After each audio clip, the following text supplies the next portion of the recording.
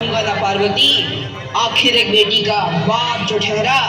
पार्वती, अब उसके हाथ पीले करने का समय आ गया है। पर हमारी आनंदी तो अभी सिर्फ 9 साल की है।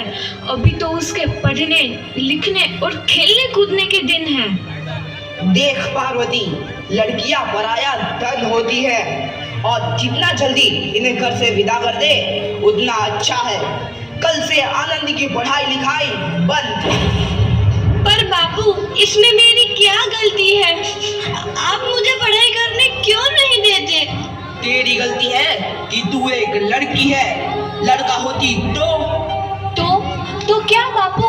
लड़का होती तो क्या? ए लड़की, ज्यादा जबान ना चला, नहीं तो जबान हलक से खींचकर बाहर निकाल दूंगा। बापू, मैं पढ़ लिख कर कुछ बनना चाहती हूँ। मेरी पढ़ाई ना रोको बापू। आनंदी, तुझे पढ़ना है तो पढ़, लेकिन सारी उम्र बाप की छाती पर यूं बोझ बनकर ना बैठ। पर बापू, अभी तो मेरी उम्र पढ़ाई लिखाई की है। मुझे पढ़ लिख कर डॉक्टर बनना है। पढ़ाई पढ़ाई पढ़ाई, आज तो तेरी इन किताबों का काम तमाम करके ही छोड़ूंगा। ये ले। नहीं बापू, मत फोड़ो बापू। छोरी। नहीं बापू, नहीं। बापू, ये तुमने क्या किया? तुमने मेरी इन किताबों को ही नहीं फाड़ा बापू, मेरी किस्मत फाड़ दी, मेरी किस्मत। ये कॉपी किताबें ना सिर्फ छोरों के हाथ में अच्छी लगती है, लड़कियों के हाथ में तो सिर्फ मेहंदी अच्छी लगती है, मेहंदी। पर बापू, मैं लड़की हूँ तो क्या हुआ?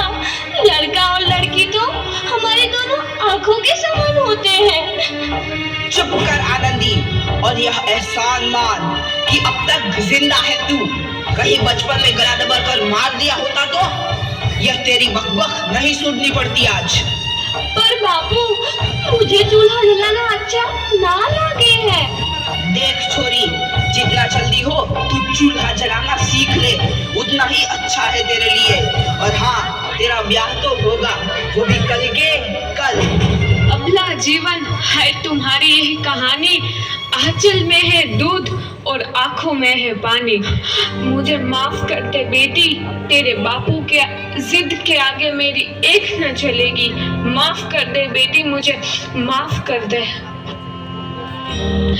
इस प्रकार मात्र 9 वर्ष की छोटी उम्र में आनंदी का विवाह गोपाल राव जोशी से हो गया।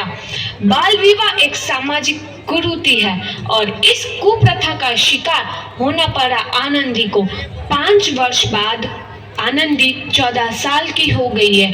उसके घर एक शिशु ने जन्म लिया है। देखते हैं आगे क्या हुआ। देखिए ना, इसे क्या हो गया है? इसका माथा तो अंगार की तरह तप रहा है। इसे तो बहुत तेज बुखार है। आप भी ना कुछ भी बोलते हैं। दीजिए मुझे। माधव, जल्दी से वैद्य जी को बुला के लाओ। जी, अभी बुला के लाता हूँ। ये तुम क्या कर रही हो आनंदी? भगवान की विभूति लगा रही हूँ। बस करो आनंदी, ये सब अंधविश्वास है। अरे आप यकीन तो कीजिए, भगवान की कृपा से इसका माथा ठंडा हो रहा है और बुखार भी उतर गया है ना बाबू? देखिए, दीजिए मुझे। उठो बाबू, आंखें खोलो, तुम्हें तुम्हारी माँ बुला रही है। आंखें खोलो, देखिए ना इसे क्या हो गया है। आंखें भी नहीं खोल रहा। आंखें खोलो बेटा। आप चुप क्यों है? आंखें खोलो बेटा, आंखें खोलो। आनंदी, हमारा बेटा कभी आंखें नहीं खोलेगा। नहीं, ऐसा नहीं हो सकता। मेरे बेटे को मुझसे कोई नहीं छीन सकता, कोई नहीं छीन सकता। पागल मत बनो आनंदी। माधव,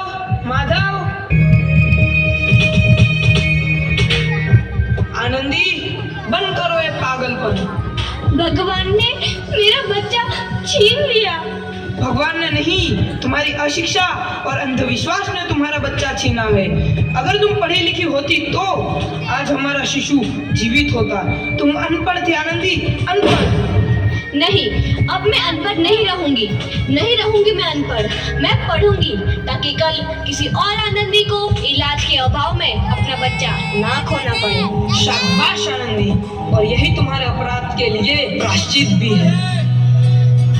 जब से देखा तू है नदी। आनंदी, तुम्हारी 12वीं का परिणाम आ गया है। तुमने पूरे कॉलेज में प्रथम स्थान अर्जित किया है। दिल खुश जहां तेरी तो आनंदी, तुम्हारी मेहनत रंग लाई है। तुम्हें शिक्षा वृत्ति मिली है। ये लो तुम्हारे अमेरिका जाने की टिकट। मुझे शिक्षा वृत्ति मिल गई। मैं अमेरिका जा रही हूँ, पर ये सब मैं अकेले कैसे कर पाऊंगी? आनंदी, अपने आप को इतना कमजोर क्यों समझ रही हो? फिर इतना पढ़ने लिखने का क्या फायदा? तुम अभी गवार की गवार नहीं हूँ मैं अब गवार।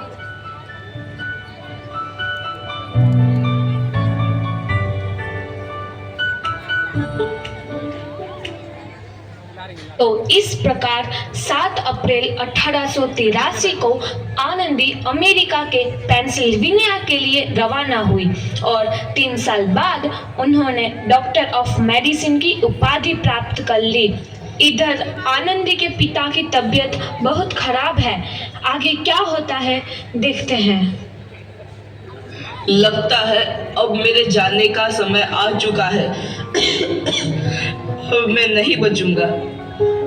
ऐसा मत बोलो। शहर के सिटी हॉस्पिटल में अमेरिका से डिग्री लेकर कोई बड़ा डॉक्टर आया है। एक बार वहां चलकर दिखा लेते हैं। हाँ, सही बोला भैया। कम से कम दिल को तसल्ली तो मिल जाएगी। हाँ हाँ, चलो चलो जल्दी हॉस्पिटल चलते हैं।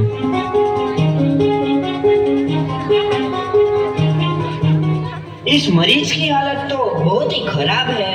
कोई चमत्कार ही इसे बचा सकता है। ऐसा मत बोलो भाई। डॉक्टर साहब कब तक आ जाएंगे? लो आ गई डॉक्टर मैडम। डॉक्टर मैडम जल्दी देखिए, मरीज की हालत बहुत ही खराब है।